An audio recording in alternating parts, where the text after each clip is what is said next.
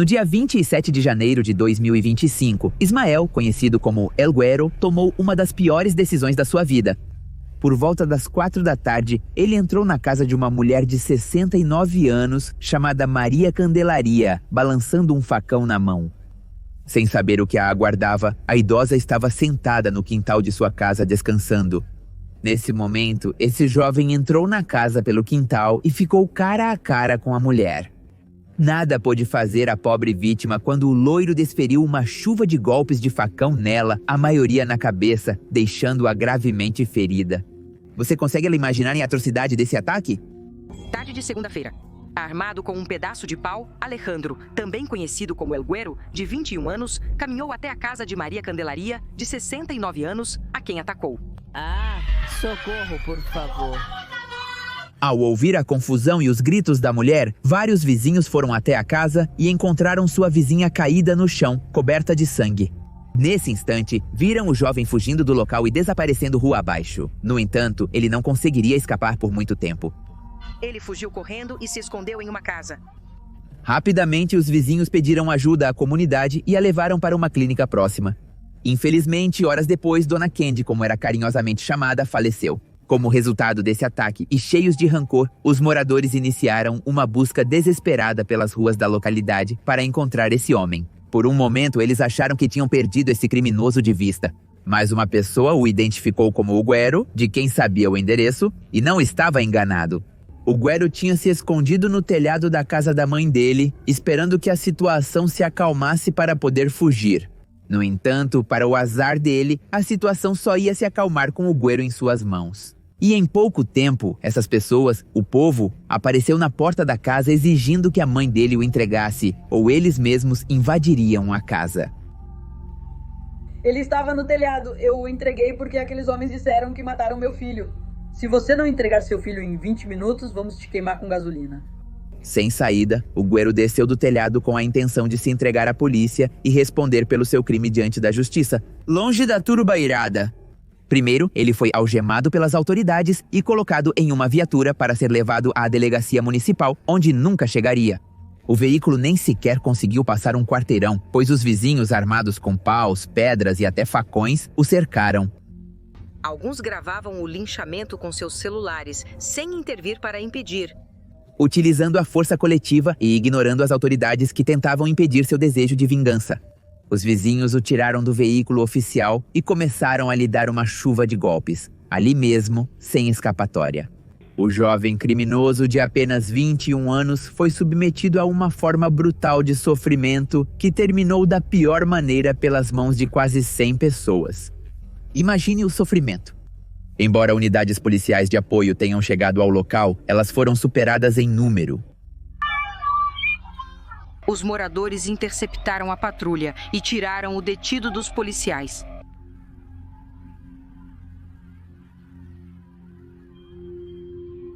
Um homem algemado foi espancado e queimado na frente de dezenas de pessoas, incluindo menores de idade.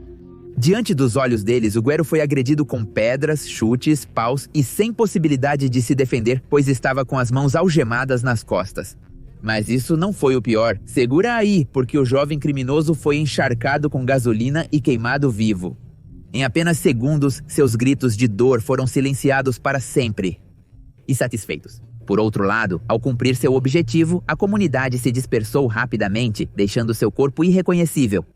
Esse acontecimento gerado pelo ódio e pelo desejo de vingança, o cansaço de um povo, não é o único neste país.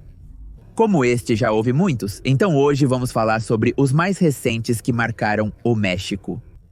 Linchavam um suposto integrante do cartel Jalisco Nueva Geração, junto com outras 3 pessoas. Roubaram mais de 100 mil pesos de uma família da comunidade de Rancho Colorado. No dia 26 de abril de 2025, aconteceu outro ataque de justiça com as próprias mãos, desta vez em Jiquipilco, estado do México. Quando 4 supostos integrantes do cartel Jalisco Nueva Geração ameaçaram com armas de fogo e roubaram 110 mil pesos, telefones celulares e documentos de identificação de uma família. E quando os vizinhos ouviram os gritos de socorro das vítimas no meio da madrugada, começaram a se aproximar do local. Em questão de minutos, eram 300 moradores enfurecidos cercando a casa ao ver tanta gente. Os criminosos tentaram fugir a bordo de um Volkswagen Gol branco com pintura de táxi. No entanto, não conseguiram fugir muito longe, pois foram cercados por uma caminhonete com a qual colidiram o táxi. Encurralados, os 3 homens e a mulher atiraram, ferindo Ricardo N. e Juan Sebastián N., vizinhos das vítimas. E enquanto a comunidade se dispersava devido aos tiros, eles aproveitaram para correr pelas ruas do município. Tentaram fugir em um táxi, mas o táxi foi incendiado e os outros 2 cúmplices conseguiram escapar. Quem não conseguiu fugir foi Jennifer Karina N. e outros homens. Os policiais que chegaram ao local tentaram formalizar a prisão dos acusados. No entanto, assim como no caso anterior com o El Güero, as pessoas não permitiram. Em instantes, os vizinhos começaram a agredi-los, causando a morte do homem. Uma das supostas responsáveis foi detida e agredida. Desesperados com a situação que estava fora de controle, os oficiais pediram apoio de diferentes corporações e, graças a isso, conseguiram resgatar Karina N., que foi levada para um hospital. A ambulância também levou os vizinhos feridos, mas devido à gravidade dos ferimentos, Ricardo N. infelizmente perdeu a vida, enquanto Juan Sebastián N. permanece no hospital em estado grave. Até o momento, não se sabe nada sobre o paradeiro dos 2 homens que conseguiram fugir e que são acusados da morte do vizinho. Além disso, espera-se que Jennifer Karina, que acompanhava os 3 indivíduos, supostos integrantes das 4 letras do crime organizado, possa prestar seu depoimento. Negamos categoricamente as versões que apontam falta de decisão e ação deste governo para lidar com esse fato. Policiais de investigação estão revisando as câmeras de segurança e interrogando os vizinhos para identificar e deter os supostos homicidas. Pois a promotoria declarou que ninguém está acima da lei nem pode fazer justiça com as próprias mãos. No entanto, a própria insegurança e a inoperância das autoridades, que não servem para nada, provocaram a ira coletiva no caso a seguir. Às 4 da tarde, Margarita Ortega, mãe de Camila, foi até a casa de Ana Rosa, sua vizinha, para buscar sua filha. A mulher diz que ela nunca chegou. As autoridades souberam que a pequena Camila Gomes, de 8 anos, havia sido privada de liberdade graças a uma ligação da família da menina, às 6h40 da tarde do dia 27 de março. Sua história parece bem diferente da anterior, mas o desfecho seria bem similar. Depois ela começou a receber ligações em que pediam 250 mil pesos pela liberdade da filha dela. A mãe da menina tinha recebido ligações anônimas pedindo dinheiro para libertá-la. Minutos depois do alerta, a Secretaria de Segurança Pública Municipal e o pessoal de Trânsito e Defesa Civil realizaram uma operação de busca, com atenção especial ao táxi que era conduzido pelo suspeito, de nome José N. Por volta das 7h30 da noite do mesmo dia, a Avenida Plateros já havia sido ocupada por familiares de Camila, que protestavam exigindo sua localização. Imediatamente, meia hora depois, 2 viaturas da Polícia Municipal chegaram ao local para proteger o perímetro. A imagem revela que Camila realmente entrou na casa da vizinha.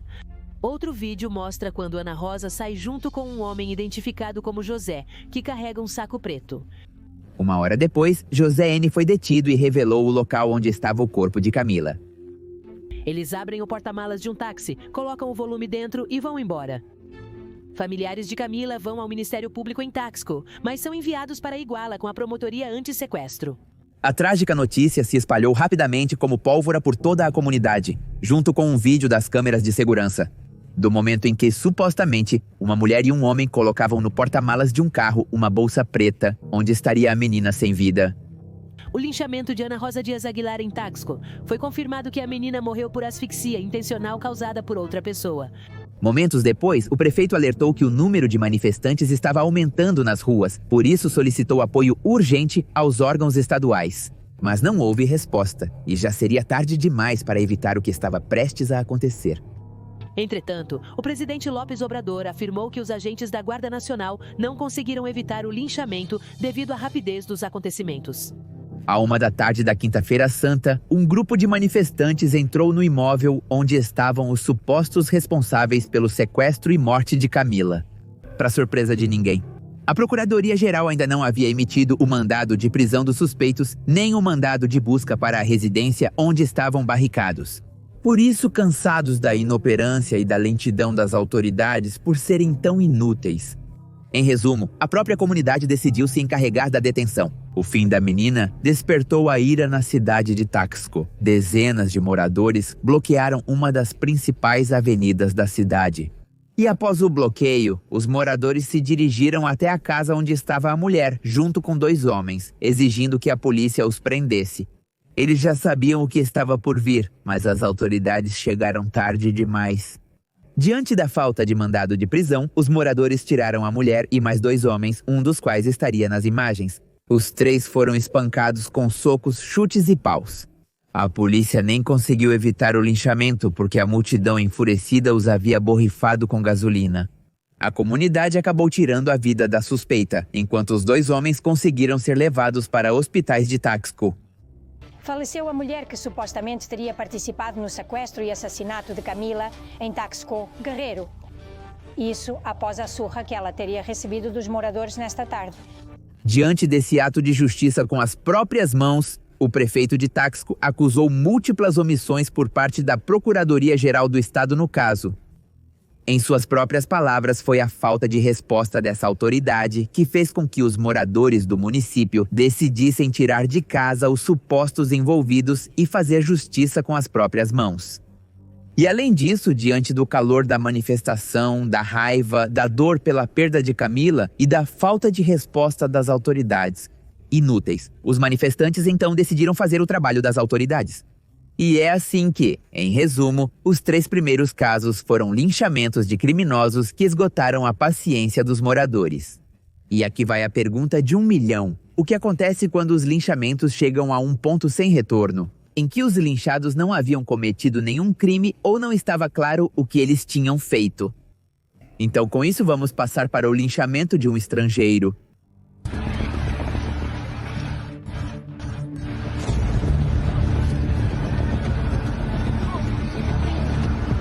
Alexander Van Asconrad era um turista polonês de 34 anos de idade que no mês de maio havia chegado a Tijuana, na Baixa Califórnia e no México. Porém, suas férias acabariam em 8 de maio de 2025. Alexander estava na colônia Granjas Familiares quando se aproximou de uma mulher e seu filho em frente a uma escola. Dizem que o tom elevado do estrangeiro, devido ao seu idioma, assustou essa vendedora e ela pensou que estava sendo insultada ou ameaçada. A situação piorou quando o menino começou a chorar, o que fez com que a mulher pedisse ajuda a outros vendedores. Ao ouvir os gritos da mulher e o choro desesperado do menino, os presentes acreditaram que se tratava de um sequestro. Rapidamente começaram a persegui-lo, talvez para detê-lo, até que as autoridades chegassem. No entanto, eles tinham outros planos em mente. Essa é a violência vivida diariamente em nosso país. Quando o ambiente ficou hostil, Alexander se refugiou em um caminhão de transporte público. No entanto, ele não contava que o motorista, identificado como José René N., o atacaria com uma arma branca para que ele descesse do veículo. Enquanto outro indivíduo o atacou com um extintor, o estrangeiro recebeu cerca de 6 facadas sem conseguir entender o que estava acontecendo. Ele foi brutalmente assassinado na colônia Granjas Familiares II, em Tijuana, após ser erroneamente acusado de sequestrador. Maria Helena Andrade Ramírez, chefe da Promotoria de Justiça da Baixa Califórnia, disse que o caso ainda está na fase de investigação. Mas os indícios até o momento indicam que o cidadão polonês apresentava um comportamento errático, por isso serão realizados exames toxicológicos em seu corpo. Ao que parece, várias testemunhas comentaram que Van Asconrad havia sido vítima de um assalto e se aproximou da mulher para pedir ajuda. No entanto, ele não falava espanhol. Em seguida, ele abraçou o menino de 5 anos, tirou uns óculos da mochila e os colocou, aparentemente para se aproximar e ganhar sua confiança. Isso fez com que a mãe temesse que ele fosse sequestrado e gritasse por ajuda. A barreira do idioma e sua atitude desesperada causaram medo na mãe, que acreditou que ele estava tentando sequestrar o menino. O mal-entendido escalou rapidamente.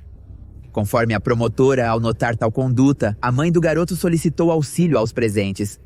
Essas pessoas perseguiram o estrangeiro e, antes que ele conseguisse entrar no veículo de transporte, o imobilizaram, o agrediram e o motorista do veículo tirou sua vida com uma arma branca.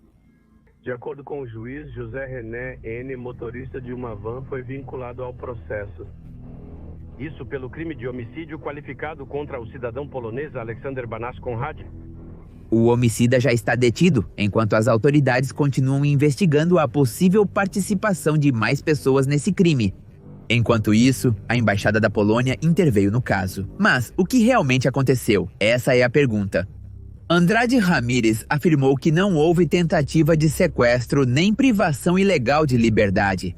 Parece que, à primeira vista, foi um comportamento descontrolado dessa pessoa, que foi mal interpretado pela mãe e depois por todos os presentes. No entanto, as câmeras de vigilância flagraram o homem polonês com uma atitude que parecia calma e pedindo ajuda aos comerciantes antes de ser agredido. A justiça, da mesma forma, precisa continuar investigando para esclarecer o que realmente aconteceu. O que é sua amiga? O que ela está fazendo?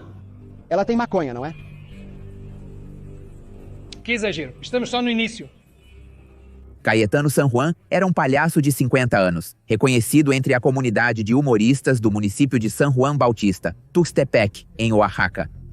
Ele também se autodenominava Palhaço Soldadinho e há muitos anos se dedicava ao entretenimento infantil. Ele se apresentava em eventos sociais com seu show de mágica e comédia, sempre acompanhado por seus filhos como colaboradores que estavam aprendendo o ofício de palhaço. E conhecido como o Palhaço Soldadinho, ele foi linchado em Tuxtepec, Oaxaca. O que aconteceu? Ele foi acusado de um suposto abuso sexual. Caetano também era pai de família, marido, mestre de obras e soldador. O caso do linchamento de Soldadinho comoveu todo o México. E a história começou quando ele foi acusado sem provas de abuso íntimo contra uma mulher enquanto estava aparentemente sob influência do álcool. Em vez de denunciar esse suposto abuso às autoridades, familiares da vítima buscaram vingança e quiseram fazer justiça com as próprias mãos. E ao que parece, o estado de embriaguez de Soldadinho não permitiu que ele rebatesse as acusações. E no meio do conflito, os familiares da vítima começaram a agredi-lo verbal e fisicamente.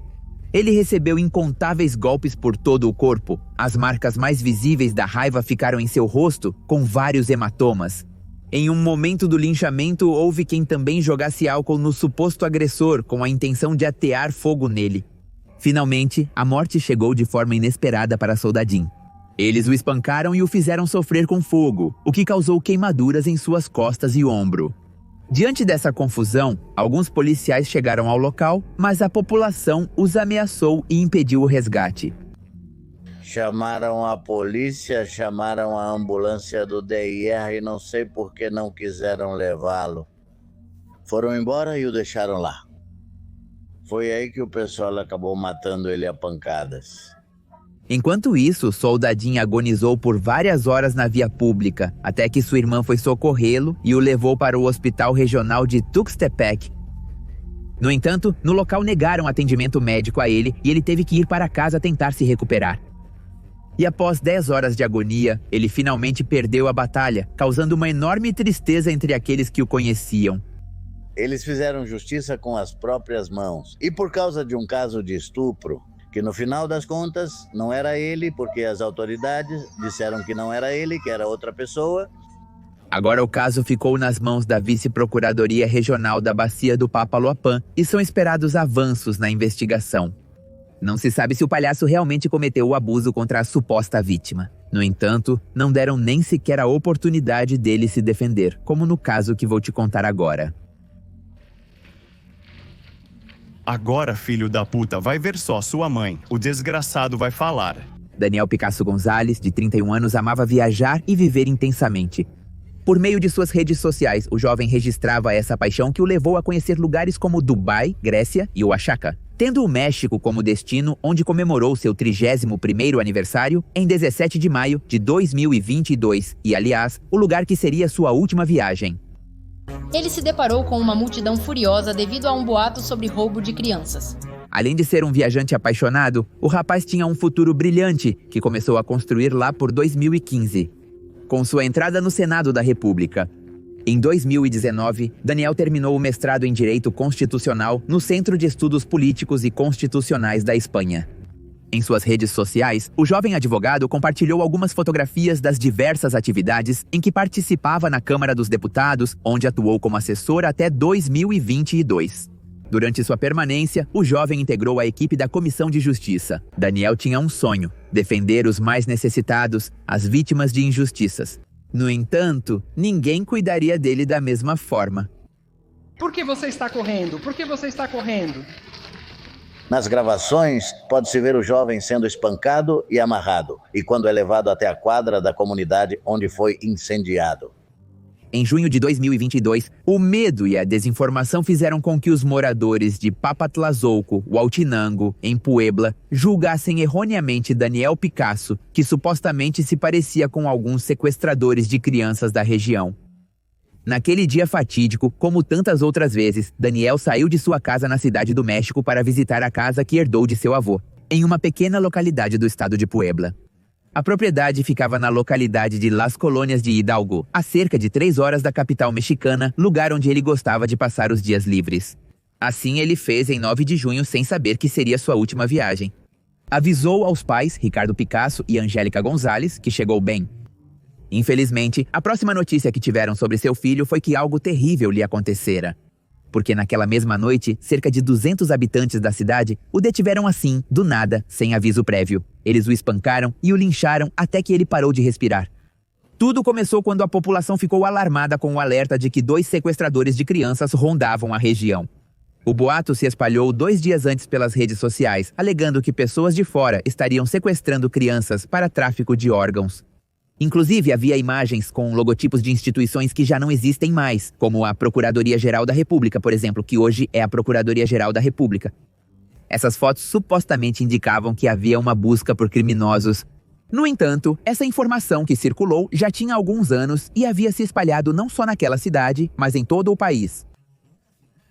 Então, nesse contexto, na noite daquela sexta-feira, por volta das 21 horas, um morador da cidade viu uma caminhonete com placa de outro estado e alertou a comunidade pelo WhatsApp de que havia pessoas estranhas e que provavelmente eram aquelas de quem se falava há 2 dias. Estavam apontando o jovem como um suposto sequestrador de crianças, sem que ninguém tivesse verificado nada, evidentemente. Depois, 40 agentes da Polícia Municipal se deslocaram em 10 viaturas. Eles não permitiram que as viaturas saíssem. A cidade estava bloqueada, com barricadas feitas com veículos impedindo o trânsito. No começo, cerca de 30 moradores se reuniram, enquanto a polícia recebeu um chamado de alerta sobre o que estava acontecendo nas ruas. E eles foram imediatamente prestar auxílio, mas depois chegaram mais de 200 pessoas. Eram 6 policiais para 200 moradores cegos de raiva. Sem poder evitar o que estava prestes a acontecer, o jovem acusado injustamente foi espancado, depois amarrado e posteriormente levado à força pelas ruas deste povoado. Uma pessoa entre 200 tentou ajudá-lo, investigando sua identidade e origem. Daniel suplicava por sua vida, por ajuda. Agonizante, ele pediu que o homem pegasse sua carteira e confirmasse sua identidade. Ele o fez e encontrou sua identificação da Câmara dos Deputados. No entanto, embora quisesse ajudar o rapaz e salvá-lo de seu destino cruel, os moradores não permitiram. A polícia, pelo que dizem, queria entrar, mas os chavos, aqueles que estavam ali na frente, segundo eles, não deixaram que se aproximassem. Seu corpo foi encontrado carbonizado, depois que supostamente o borrifaram com gasolina e atearam fogo enquanto ele ainda estava vivo. Um ato totalmente bárbaro, aberrante, onde os preconceitos, principalmente a ignorância e os boatos, levaram a esse trágico final. Mas o que acontece com o México para que as pessoas tomem essa decisão perversa de fazer justiça com as próprias mãos? No México, ocorrem anualmente vários linchamentos de alegados criminosos por cidadãos. Esses casos evidenciam um estado sobrecarregado e uma população cansada, de saco cheio da violência, que está cada vez mais recorrente. Só nos últimos 6 anos foram registrados cerca de 1.800 tentativas de linchamento em todo o país. Essa é a realidade de muitas regiões mexicanas. Pessoas que são atacadas por uma multidão que as acusa de algum crime, com ou sem provas. Esse número, evidentemente, é preocupante, mas evidencia o cansaço pela falta de justiça que impera em nível nacional. Dados da Organização México indicam que em 2022 o percentual de impunidade atingiu 96,3%. Diante da falta de punição aos criminosos, muitas pessoas sem investigações prévias, isso está mais do que claro. E em algumas ocasiões, com nenhuma evidência contra o suspeito. Recorreram aos seus próprios meios para fazer uma espécie de justiça, entre aspas, em um país que parece não tê-la. A justiça com as próprias mãos mostra, então, Como a inoperância da justiça pode levar a sociedade a se corromper? A única solução é que a impunidade diminua para que os cidadãos voltem a confiar em quem deveria protegê-los.